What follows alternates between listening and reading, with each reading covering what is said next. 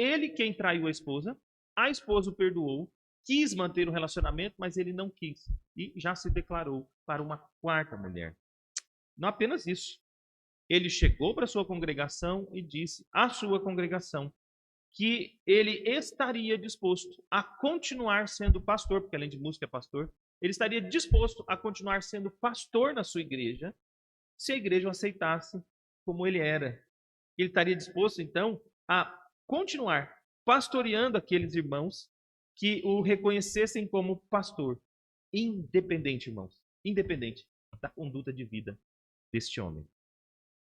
Veja que como o falso ensino do evangelho tem resultado em vidas infiéis a Cristo. Se, por um lado, o verdadeiro evangelho verdadeiramente produz crentes transformados e frutíferos, é esse o ensino das Escrituras. Em algum momento, Paulo vai dizer, no início da carta aos Colossenses, que onde o evangelho chega, ele frutifica, ele produz fruto e cresce. Por outro lado, onde o falso evangelho chega, ele dá os seus frutos podres e destrutivos.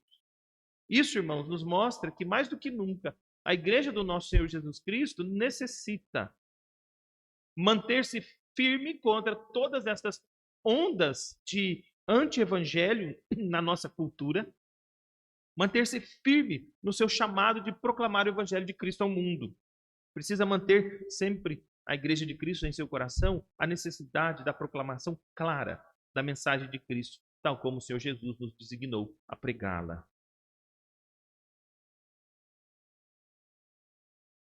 Eu faço essas ilustrações introdutórias e digo isso exatamente por isso, irmãos. Porque nós, como entendemos a necessidade de sermos fiéis proclamadores da mensagem de Cristo, nós precisamos ter clareza em saber que não é isso que tem sido feito na nossa cultura. Não é esse o evangelho que tem sido largamente proclamado nas ruas, nas mídias, em todos os lugares, em muitos lugares como esse, ou com um número muito maior de gente ouvindo, então, coisas dessa natureza. Em outro contexto, eu citei um último exemplo de alguém que se diz proclamador do Evangelho de Cristo na internet, e ele chegou ao absurdo de dizer que se nós somos o centro de... Se Jesus é o centro do universo, nós somos o centro de Jesus. Ou seja, nós somos as pessoas mais importantes da existência. É esse tipo de coisa que agrada corações e que tem sido chamado de evangelho. Então, quando a gente pensa em proclamar o evangelho, a gente encontra do outro lado pessoas que dizem, eu já sei o que é evangelho, mas o evangelho que elas têm recebido não é esse evangelho de Cristo. Isso então nos leva realmente à necessidade, irmãos, a mais e mais, como igreja do Senhor, interessada em sermos fiéis mensageiros do evangelho, nós temos clareza de qual é a mensagem que nós temos que proclamar ao mundo. E esse texto de Efésios é uma das passagens das Escrituras que apresenta esta mensagem central do evangelho de maneira absolutamente clara. Veja que esta mensagem aqui nos fala sobre a condição humana caída debaixo da ira de Deus. É isso que nós encontramos nos primeiros 3 versículos. Paulo começa se referindo àqueles irmãos que antes deles terem sido alcançados pelo evangelho, eles estavam então debaixo da ira de Deus por pertencerem a uma humanidade caída no pecado. Aí Paulo vai falar que, de fato, toda a humanidade está caída, e então, por estar caída, está debaixo da ira de Deus, a gente verá.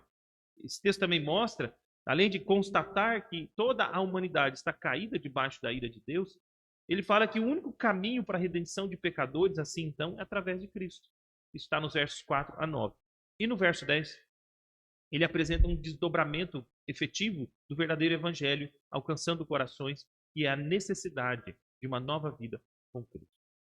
A real condição do homem sem Cristo, o único caminho para o homem, e o que acontece com este homem em novidade de vida com Cristo Jesus. Exatamente este o cerne desta mensagem. Então, a igreja de Cristo precisa anunciar a condição caída da humanidade debaixo da ira de Deus, precisa anunciar o único caminho para a sua redenção através de Cristo e precisa proclamar a necessidade de uma nova vida com Cristo. Isso está claro aqui nesta passagem. Veja então que Efésios 1:3 vai falar sobre essa condição do homem debaixo da ira de Deus por causa da queda do pecado. Os versículos 1 a 3, pelo menos a primeira parte do verso 3, vai enfatizar exatamente isso. Qual é a condição do homem sem Cristo? E antes disso, irmãos, deixa só dizer por que nós precisamos voltar a falar disso como proclamação do Evangelho. Porque esses evangelhos, entre aspas, todos que estão sendo proclamados aí, para estes evangelhos falsos, o homem é alguém só que tem crise existencial, ou o homem é alguém que está passando apenas por um problema familiar, o homem é alguém que só está sem dinheiro, o homem é alguém só que teve uma crise moral, o homem é, no máximo, alguém que está com um problema circunstancial e que ele precisa da ajuda de Deus para resolver o seu próprio problema e superar as suas dificuldades financeiras, familiares, psicológicas, estruturais e qualquer coisa só dessa natureza. Mas não é esse o problema da humanidade. O problema do ser humano não é o problema do seu casamento. O problema do ser humano é a realidade dele caído debaixo do pecado e, como consequência, então, debaixo da ira do próprio Deus. É exatamente assim que Paulo começa o texto.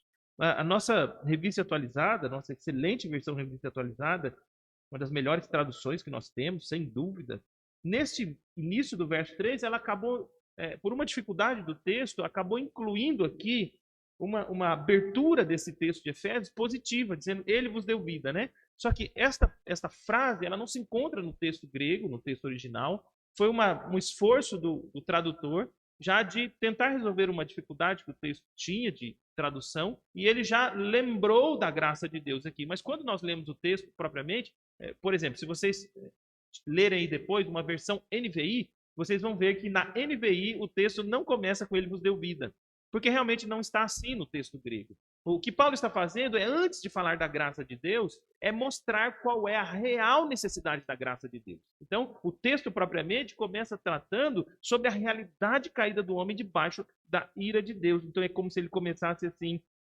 propriamente, vocês estão mortos ou estavam mortos nos delitos e pecados de vocês. E aí nós vamos ver o que o texto ensina. Veja então que a ênfase de Paulo aqui é realmente negativa. E como eu disse, o evangelho de Jesus Cristo é a redenção de pecadores perdidos debaixo da ira de Deus, de pecadores caídos em rebelião debaixo da ira de Deus.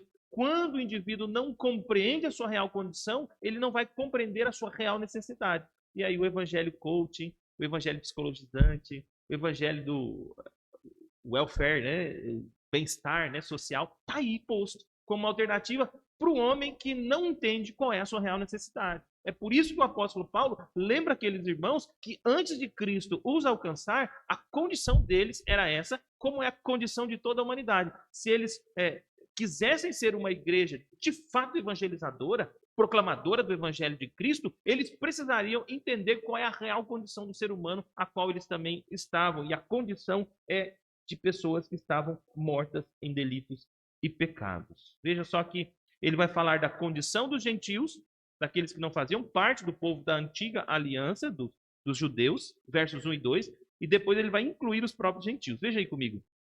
Verso 1 e 2 ele fala então dessa condição dos gentios, que daqueles que não pertenciam ao povo da aliança, e vai dizer que eles então estavam mortos em suas transgressões, né? E seus delitos e pecados. Veja que a ideia de delito aí é uma violação dos padrões morais de Deus e que resulta, então, uma ofensa contra Deus. Paulo está dizendo aqui, olha, a condição do homem é de um ofensor de Deus.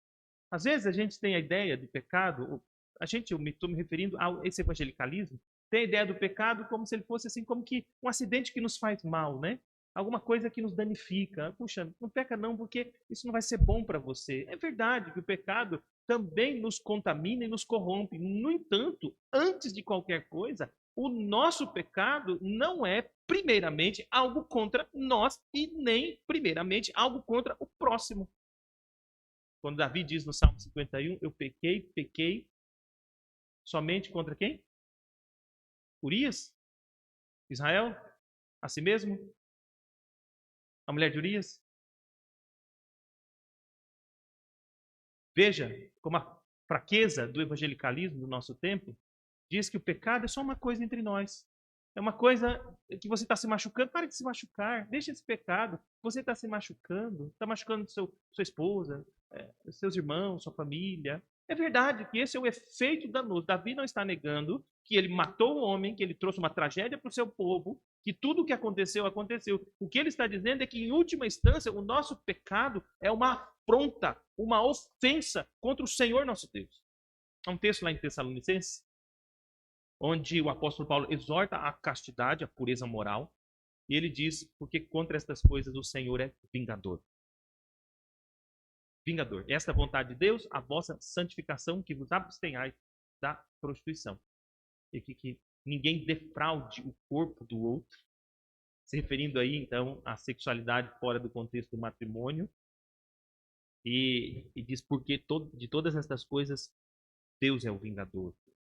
Portanto, irmãos, delito aqui é uma violação, então, que traz consequências da maldição e da punição pela rebelião daquele que ofende a Deus. Já pecado envolve uma rebelião que é traiçoeira, uma ofensa que é, de fato, particularmente contra Deus. A ênfase aqui do apóstolo é que a situação do pecador é uma situação contra o Senhor Deus. É alguém que deliberada e obstinadamente se volta contra Deus e se rebela contra ele e se torna, então, um ofensor divino. E o resultado disso, então, é a morte. Ele está morto por causa dos seus delitos e por causa dos seus pecados. Veja que Romanos 6:23 vai dizer isso, né? Que o salário do pecado é a morte. A rebelião contra Deus era a morte. A gente sabe disso. Deus disse para Adão, não faça isso. Se você fizer, morrerá. Satanás foi para Adão e disse, para Adão e Eva, e disseram, não faça isso. Se você fizer isso, não morrerá.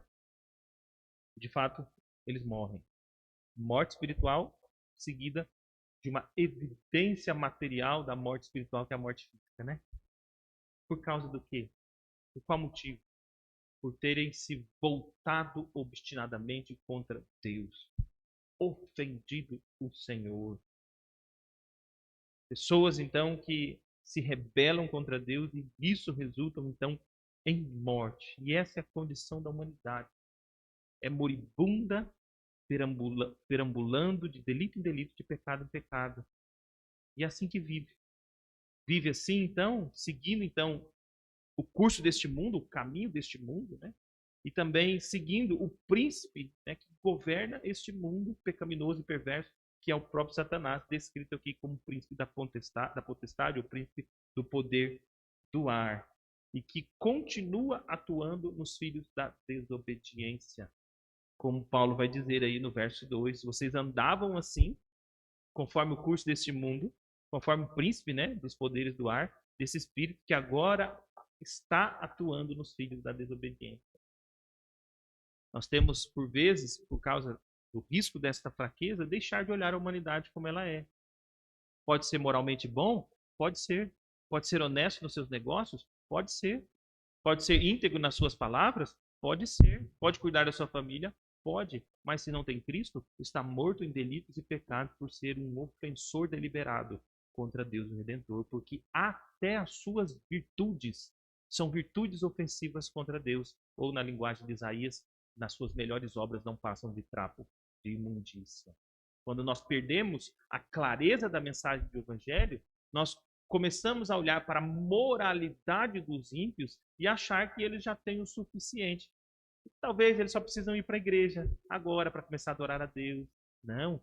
Até os seus atos de justiça,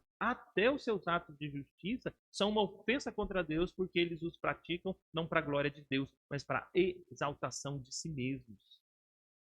E eles fazem tudo isso, até os seus padrões morais, debaixo do governo de Satanás, que conduz os homens, então, em si mesmados, a uma autoadoração. Isso é uma obra satânica no coração daqueles que andam assim, que não têm Cristo. Como eu disse, esse caminho é governado por Satanás. Agora, essa condição, Paulo diz, não é só dos gentios, os judeus também. Os judeus carregavam para si essa arrogância espiritual, né? Os que não eram piedosos faziam isso. E lá em Éfeso tinha predominantemente gentios, mas também tinham judeus. E Paulo, para que vocês não fiquem pensando que nós somos melhores, vejam que no verso 1, Paulo usou vós, né? Agora se referindo aos gentios. Agora no verso 3, ele diz nós, entre os quais nós também andamos em outro tempo, nos desejos da nossa carne, fazendo a vontade da carne e dos pensamentos. Fazer a vontade da carne aqui é dar vazão às inclinações pecaminosas, e dos pensamentos aqui é no sentido de racionalizações malignas. Ou seja, eles não apenas satisfazem as paixões dos seus corações, mas eles também encontram uma maneira de racionalizar os seus próprios pecados, então articulando, né, racionalizações para que justifiquem as suas impiedades. É um marido, porque embora isso seja deliberadamente uma obra do ímpio, mas o nosso pecado não é imitação da impiedade? Todo pecado é imitação da impiedade. E por imitação, então, mesmo nós somos capazes de elaborar essas racionalizações malignas que justifiquem o nosso pecado quando o marido, então, pega a esposa inquieta lá, um pouco conturbada por causa das lides da vida familiar, e então um pouco nervosa, e o marido chega em casa, encontra a esposa nessa situação, estou só usando esse cenário, podia ser qualquer outro, e aí a esposa está mais aflita e não responde o marido com a devida doçura, e aí o marido, então, porque não recebeu uma palavra doce da esposa, se acha no direito de esmagar a esposa com a sua dureza e crueldade, gritando, sendo duro de coração e não compreendendo as suas fragilidades. E aí, para racionalizar o seu pecado, essas racionalizações malignas, ele diz: mas por que você falou assim comigo? Porque você não cuidou disso, os meninos estão assim por causa daquilo. E aí começa a justificar no seu coração o motivo do seu pecado. Eu só usei o exemplo dos homens para as mulheres, mas eu posso inverter de pais para filhos, de homem para mulher, e de qualquer contexto da nossa vida. Quando o pecado não é assumido como pecado, mas o pecado busca um ponto de referência para justificar a sua prática, essa racionalização maligna, não só os impulsos pecaminosos da carne, mas como as justificações disso no nosso coração para dizer: eu pequei, mas sabe como é, né? A minha mulher não ajudou, então a culpa é dela e não minha, ou a culpa é do meu marido, ou a culpa é do meu filho, ou dos meus pais. Não, irmãos, não. Paulo diz: olha, tanto os gentios, como também nós andávamos assim antes de Cristo. Lembra de Paulo? Sabia muito bem que era isso, né? Quando Estevão estava sendo apedrejado pela sua fé, ele estava ali protegendo as vestes, né? Daqueles que eram assassinos daquele homem piedoso.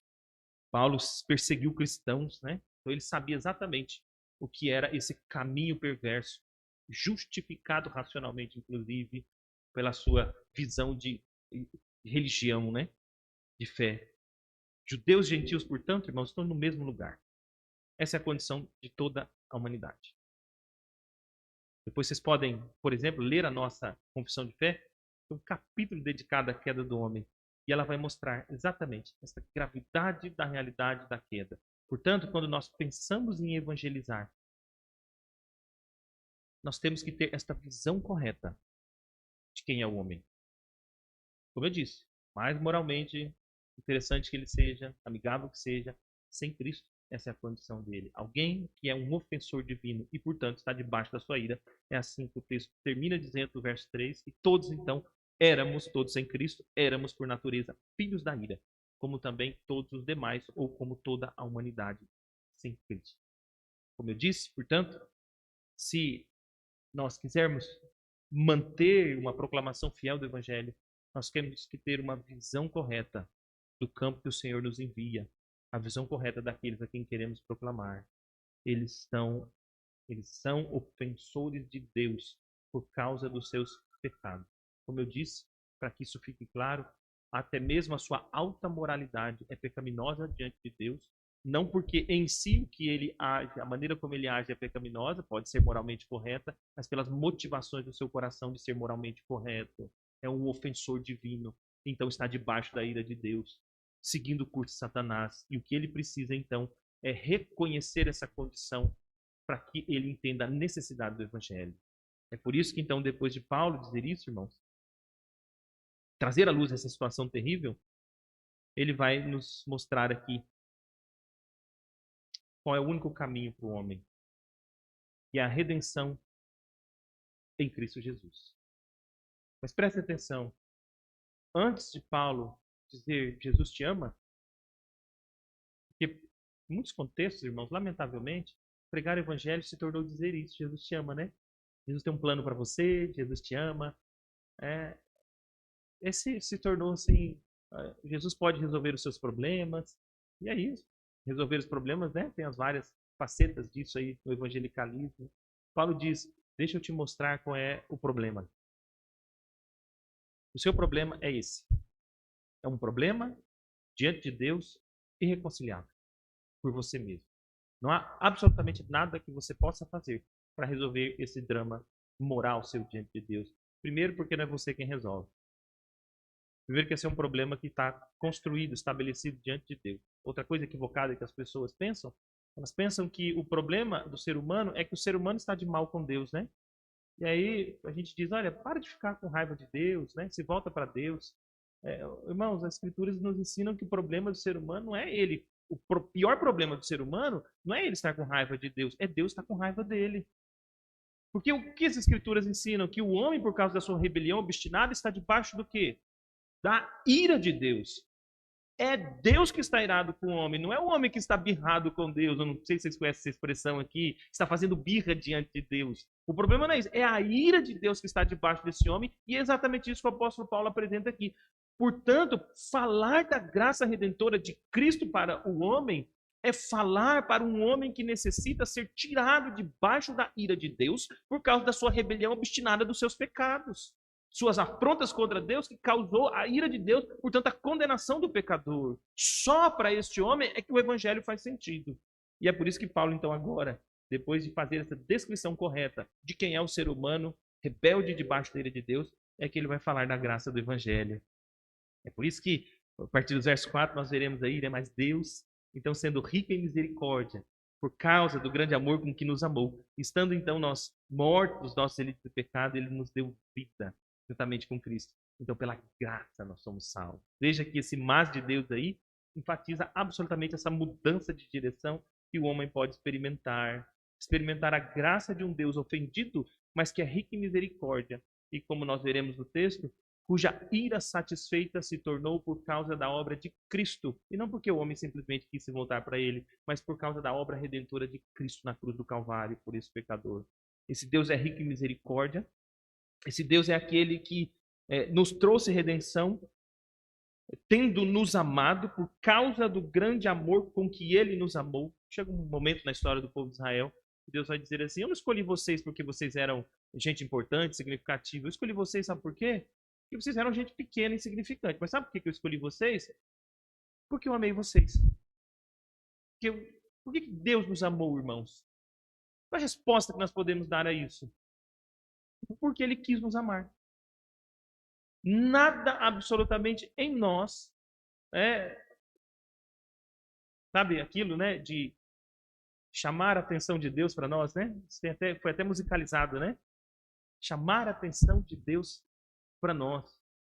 Não, irmãos, não tem nada que possa chamar a atenção de Deus, senão sua disposição amorosa de amar pecadores, e por causa desse amor livre, voluntário e gracioso, pactual de Deus, ele então pegar mortos em delitos e pecados e dar vida para eles em Cristo Jesus, nos salvando pela sua graça. É isso que Efésios vai nos ensinar. A obra redentora de Cristo para pecadores perdidos debaixo da ira de Deus por causa da sua rebelião é o seu amor gracioso, que inclinou-se Deus, então, graciosamente em amor para salvar pecadores, dando o seu Filho para a redenção deles. É a única esperança para nós.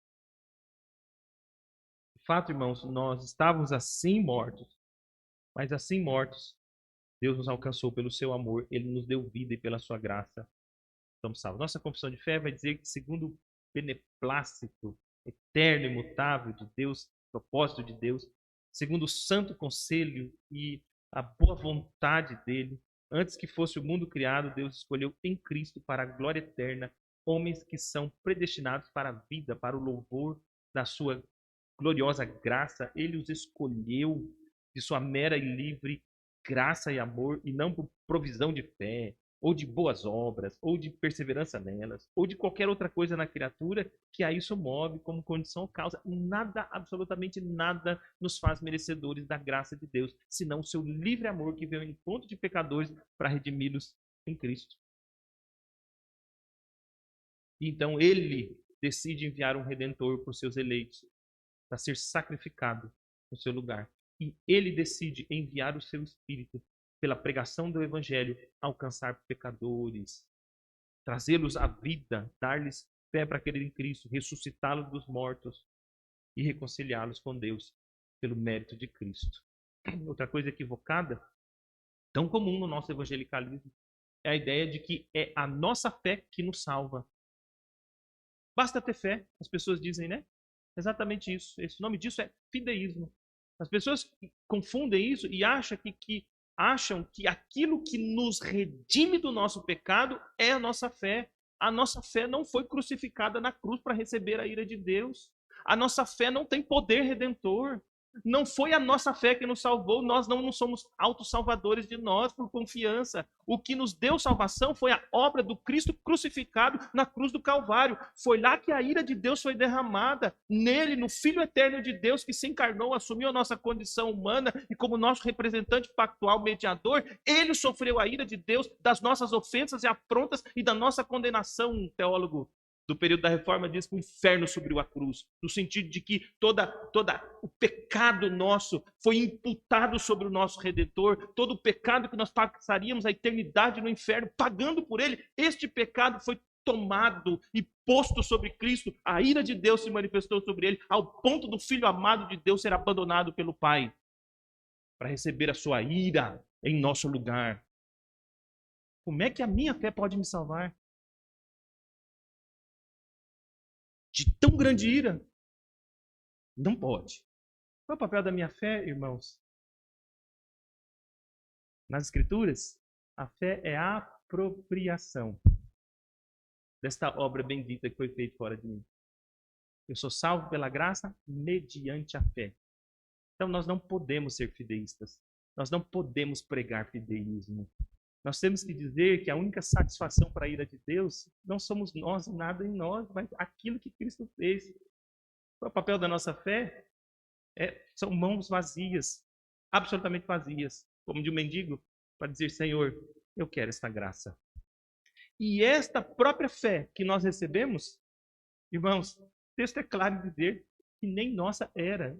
Foi um presente de Deus. Quando a obra do Espírito vem ao nosso encontro e nos regenera, nós agora, de corações rebeldes e obstinados contra Deus, nos voltamos para o Senhor e realmente agora nós dizemos: sim, a única esperança para mim é Cristo, então eu aceito Cristo, eu quero Cristo. A obra é dele, mas o Senhor me dá confiança nele, porque agora eu não estou mais morto, mais vivo. Antes eu rejeitava o Senhor e era cego, agora eu vejo e eu tenho deleite, porque o Espírito de Deus me deu um novo coração. Lembra da linguagem de Ezequiel? Tira o coração de pedra e põe de carne. Agora eu nasci de novo, sou nova criatura, e como nova criatura agora eu tenho um coração inclinado para o meu Redentor, e eu olho para a sua graça de um miserável pecador como eu, e eu digo: sim, eu quero Cristo. Eu só tenho Cristo. O Espírito já operou no meu coração e já me deu essa confiança. Quero Cristo, eu não tenho outro. E aí nós vamos passar o resto da nossa vida dizendo: eu aceito Cristo. Sim, eu vou aceitar quem? Porque eu não posso ser favorável diante de Deus sem mim. Eu só tenho Cristo. Somente Cristo. Mas veja, não é porque a gente diz que aceita Cristo. É porque antes disso, o Senhor já tinha mudado o nosso coração para um coração agora nascido de novo que realmente vai desejar Cristo. Eu não me redimi. Eu não produzi fé em mim mesmo. Tudo isso é obra da graça de Deus. E como as Escrituras nos dizem, em Romanos 10, uma graça que Deus opera no pecador mediante a pregação do Evangelho. Agora, mediante a pregação fiel do Evangelho. Se, como igreja de Cristo, nesse mundo de trevas, e essa névoa desse evangelicalismo tem piorado, não melhorado, mas piorado. É nesse mundo de névoa que nós temos que dizer que os homens estão debaixo da ira de Deus e que só há uma esperança para eles: a obra de Cristo, onde a ira de Deus foi satisfeita. De tal maneira, então, todo aquele que crer que Cristo o redimiu, este tem a vida eterna, conforme João nos ensina claramente. E nós sabemos que enquanto nós proclamamos esse evangelho, se o Senhor for servido em salvar este pecador, ele levará então o seu espírito para transformar esse coração pela pregação da palavra. E quando regenerado, então ele dirá: eu entendo E eu me submeto a Cristo em arrependimento e fé. Veja, irmãos, que esta união com Cristo é tão maravilhosa que ela é mostrada no verso 7 como um deleite eterno, né? Para mostrar nos séculos vindouros a suprema ou a abundante, né, riqueza da graça e bondade para conosco. Paulo diz aqui até que nós já realmente somos vistos como estando reinando eternamente com Cristo. Tal é a nossa união com Ele. Até os deleites da glória eterna que serão experimentados na sua plenitude já são hoje deleitosos para nós. E ele então termina essa parte do texto enfatizando novamente a graça dessa salvação. Porque pela graça sois salvos. E é mediante a fé. Apenas como um meio de apropriação da salvação pela graça. Não somos fideístas. Não podemos dizer que o homem se redime pela sua própria fé. A obra redentora é de Cristo. Nós nos apropriamos dela depois que o Espírito nos regenera pela fé no nosso Redentor bendito. E ele diz isso. Isso não vem de vocês. A origem disso tudo, né, os estudiosos discutem se é fé, se é graça. Para mim é tudo. A graça é de Deus e a fé é de Deus, porque é Ele quem transforma o nosso coração, que tira um coração obstinado, endurecido e distante dele a um coração que deseja olhar para Ele graciosamente como Redentor. Então, nada disso vem de nós. Isso é um presente divino, a nossa redenção pela obra do Seu Espírito em nós. Esse é um presente do Senhor. E não vem de obras nossas, sabe para quê? Para ninguém fique orgulhoso, para que ninguém se glorie. Diga, eu me salvei. Eu desejei ir para a igreja, eu mudei de vida e agora eu decidi seguir o meu caminho. Pegar na mão de Deus, seguir o meu caminho. Não. Foi o Senhor quem foi lá ao pobre, indigente, o mendigo caído, e foi o Senhor quem foi lá e o pegou para si. Tirou das trevas e trouxe para a sua maravilhosa luz. Por fim, irmãos. Por fim, Paulo vai dizer que agora aqueles que viviam na rebelião contra Deus e, portanto, como consequência, estavam debaixo da sua ira, podem experimentar ou realmente experimentam salvação somente pela graça de Deus, pela graça de Deus que conduziu então a sua redenção por meio do sacrifício do seu Filho, uma salvação que pode ser apropriada pela fé, que é resultado da sua graça. Esses que foram salvos pela graça, mediante a fé em Cristo, então, estes agora são chamados pelo Senhor para uma novidade de vida. Sabe por que a imoralidade é tão alastrada no nosso país, que se diz evangélico em grande medida? Porque não há verdadeiro evangelho. Porque o verdadeiro evangelho, onde ele está, ele gera uma verdadeira nova vida. Não porque nós não continuaremos lutando contra os nossos pecados durante a vida toda, irmãos, nós lutaremos.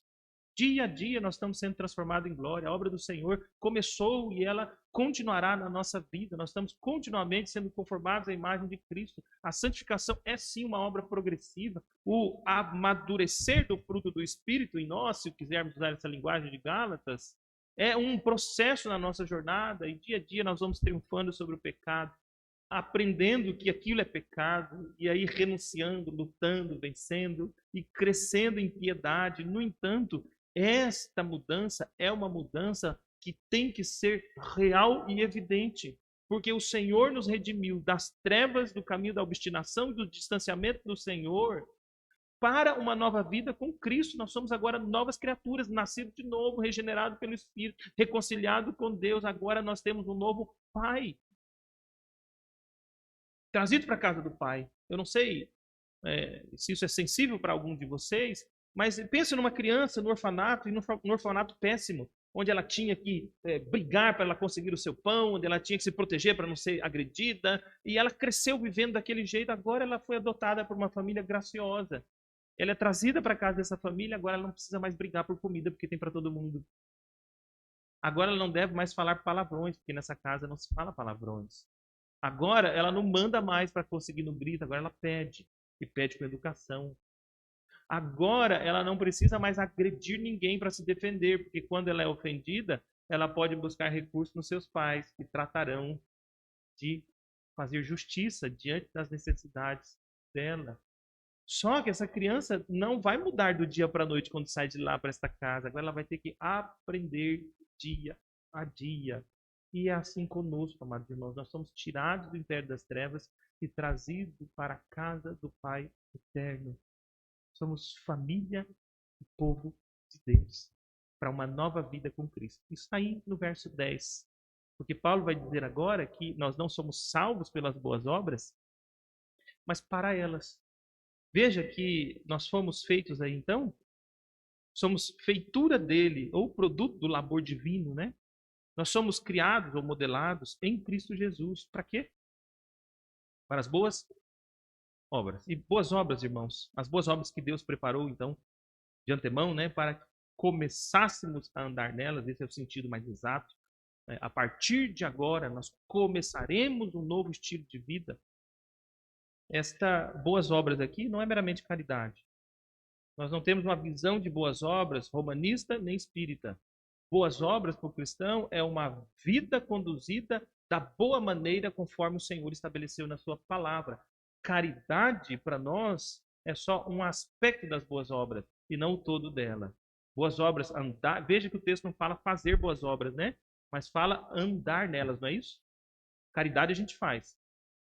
Um viver de maneira agradável a Deus, este sim nós andamos nele. Paulo vai dizer aos Colossenses também que o Senhor nos deu vida nova para que nós vivêssemos de modo digno do Senhor para o seu inteiro agrado. Qual é o meu ponto aqui, irmãos? Para resumir este aspecto de maneira sintética, dado o tempo breve para sermão nesta manhã, pelas circunstâncias que temos aqui, de sermão de escola bíblica, é que a verdadeira proclamação do Evangelho precisa, à luz de Efésios capítulo 2, verso 1 a 10, levar em conta 3 declarações.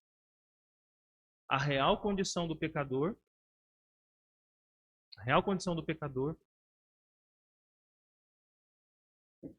que é um rebelde, obstinado diante de Deus e, portanto, está debaixo da sua ira.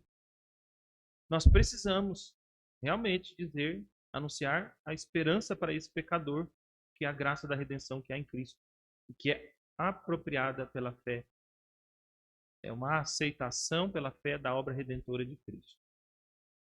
Sabemos que essa fé é um dom de Deus e esse dom se manifesta pela obra regeneradora do Espírito, mas essa obra regeneradora do Espírito, a nossa confissão é clara em dizer, ordinariamente é pela pregação. E capítulo 10, verso 17 de Romanos vai dizer a mesma coisa. A fé vem pelo ouvir e ouvir da palavra de Deus. Esse ouvir, é claro, só será ouvido pela obra regeneradora do Espírito. Mas é a graça da redenção que é em Cristo. Então, há graça para o pecador perdido. Em Cristo Jesus somente. E precisamos dizer que estes que se rendem a Cristo como seu Senhor e Salvador, se rendem a Cristo para uma nova vida com Cristo. Porque eles agora são libertados da rebeldia contra Deus para a obediência ao Senhor. São tirados das trevas e do seu caminho tenebroso para a luz do seu caminho gracioso. São tirados da obediência para a obediência. São feitos nova criatura.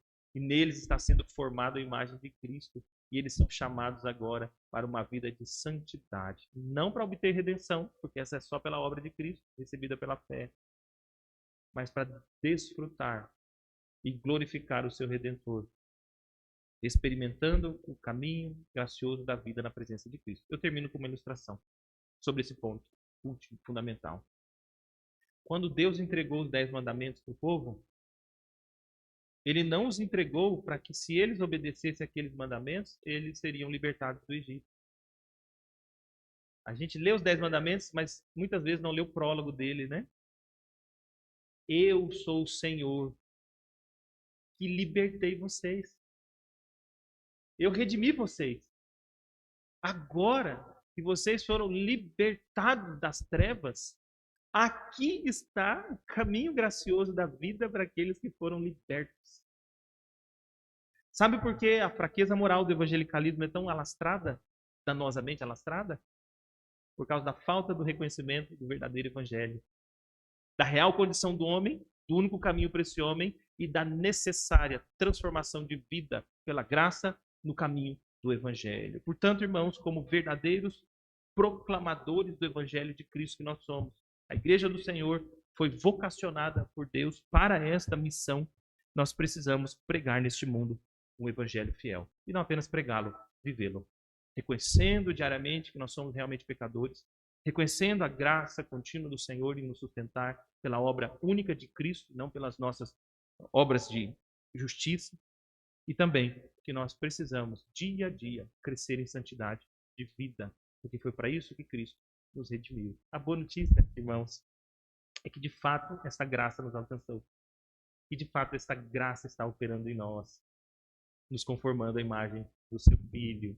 O que nós não podemos fazer é negar esta obra. Portanto, que você que entende isso com clareza, está lutando contra os seus pecados, eu te digo, continue lutando. Continue lutando. Aquela boa obra que o Senhor começou a fazer na sua vida, Ele levará a bom termo. Agora, para aqueles que acham que se Cristo me salvou, eu posso viver do jeito que eu quero, eu preciso dizer duas coisas. Ou você entendeu muito mal e porcamente o Evangelho, ou você realmente nem entendeu o Evangelho. Porque aquele que se rende a Cristo está disposto a experimentar a novidade de vida nos caminhos de Cristo. Portanto, se arrependa, creia em Cristo, arrependa dos seus pecados e busque andar nos caminhos do Senhor, porque foi para isso que Ele o redimiu, pela graça dEle, para te conformar à imagem dEle e de fazer, então, um instrumento gracioso da proclamação deste mesmo Evangelho. Deus nos ajude, irmãos. Vamos orar. Senhor, esta é a Tua palavra. Que o Senhor faça desta igreja, mais e mais, uma igreja proclamadora do fiel Evangelho de Cristo, dando aos meus irmãos, ó Deus, uma disposição de coração de viver este Evangelho da graça, se submeter a uma vida de santidade, reconhecendo a sua condição e a graça de Deus que os alcançou, e o chamado para uma novidade de vida, e também dando a eles coragem e disposição para proclamar o teu santo Evangelho, o verdadeiro Evangelho neste nosso Brasil carente da tua graça, do reconhecimento, ó Deus, do verdadeiro Evangelho de Cristo. Abençoe esses irmãos desse bairro e nessa cidade, ó Deus, para que eles sejam instrumentos, ó Deus, da proclamação do verdadeiro Evangelho de Cristo. Assim nós oramos, no nome do nosso Redentor. Amém.